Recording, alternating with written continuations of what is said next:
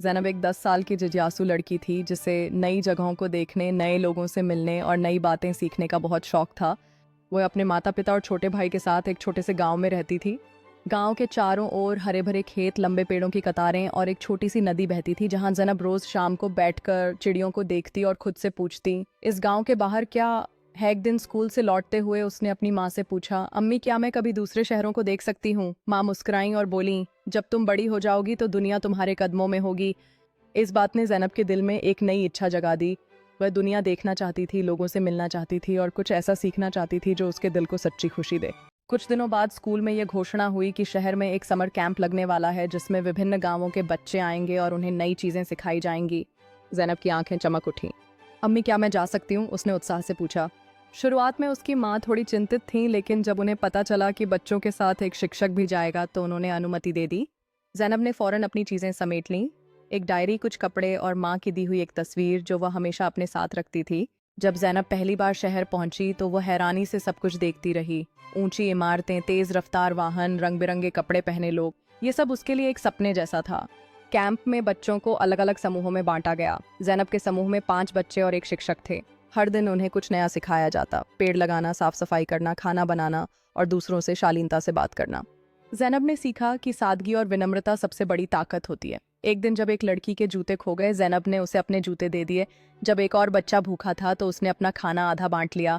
धीरे धीरे वह सबकी पसंदीदा बन गई। ज़ैनब की दयालुता और विनम्रता ने उसे सबका प्रिय बना दिया। जब भी किसी को मदद की ज़रूरत होती, ज़ैनब हमेशा सबसे पहले आगे आती। कैंप के अंत में सभी बच्चों ने मिलकर एक विशेष समारोह का आयोजन किया। एक दिन कैंप के बच्चों को एक छोटे से गांव के स्कूल में ले जाया गया। स्कूल टूटा फूटा था, बच्चों के पास ना किताबें थीं न खिलौने। ज़ैनब की आंखें भर आईं। हमें कुछ करना चाहिए, उसने अपने शिक्षक से कहा। शिक्षक मुस्कुराए और बोले, अगर तुम चाहो तो तुम सच में बदलाव ला सकती हो। ज़ैनब ने अपने समूह के बच्चों से बात की और एक योजना बनाई। उन्होंने बाकी कैंप के दिनों में पुराने खिलौने इकट्ठा किए, कहानियां लिखीं और चित्र बनाए ताकि वे गांव के बच्चों को उपहार में दे सकें। कैंप के अंत में जब वे फिर उस गांव लौटे तो ज़ैनब और उसके दोस्तों ने वो सब चीज़ें बच्चों को दीं। बच्चों के चेहरों पर जो मुस्कान थी वह अमूल्य थी। बच्चों ने कैंप के दौरान इकट्ठा किए गए खिलौनों और चित्रों को देखकर खुशी से झूम उठे। ज़ैनब और उसके दोस्तों ने मिलकर गांव के बच्चों को एक एक करके उपहार दिए। जैसे ही उपहारों का खुलासा हुआ, गांव के बच्चों के चेहरे खुशी से खिल उठे और उनके हंसते खिलखिलाते चेहरे एक नई उम्मीद की कहानी बयां कर रहे थे। ये पल ज़ैनब के लिए एक सबसे अमूल्य अनुभव बन गया जो उसने कभी सपने में भी नहीं सोचा था। कैंप खत्म हुआ और ज़ैनब अपने गांव लौट आई। गांव वही था, वही खेत और वही पेड़, लेकिन ज़ैनब बदल चुकी थी।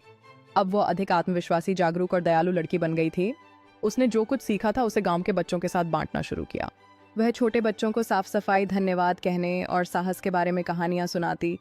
उसने अपने गांव में एक छोटा सा पढ़ाई का कमरा बनाया जहां बच्चे आकर किताबें पढ़ सकते थे। जल्द ही उसकी मेहनत रंग लाने लगी। कुछ महीनों बाद स्कूल के वार्षिक कार्यक्रम में जब ज़ैनब ने अपनी कहानी सुनाई तो सभी ने तालियां बजाईं। हेडमास्टर ने कहा, ज़ैनब तुम हमारे गांव की शान हो। अब केवल गांव ही नहीं, आसपास के लोग भी उसे जानने लगे थे। वह एक आदर्श बन चुकी थी, अब बिना किसी विशेष शक्ति के, सिर्फ सच्चाई, मेहनत और नरमी के बल पर। ज़ैनब की माँ उसे देखकर बेहद खुश थी। मैंने कहा था ना तुम दुनिया देखोगी, लेकिन तुमने तो दुनिया को थोड़ा बदल ही दिया। ज़ैनब मुस्कुराई और अपनी डायरी खोली जिसमें उसने कैंप के हर दिन का जिक्र किया था। आखिरी पन्ने पर लिखा था, सच्ची ताकत न जादू में है न पैसे में, बल्कि अच्छाई, सच्चाई और हिम्मत में है। और इस तरह ज़ैनब की पहली यात्रा पूरी हुई, लेकिन ये तो केवल एक शुरुआत थी। ज़ैनब की कहानी लोगों के दिलों में घर कर गई थी और अब वह अपने गांव के बच्चों के लिए प्रेरणा बन चुकी थी।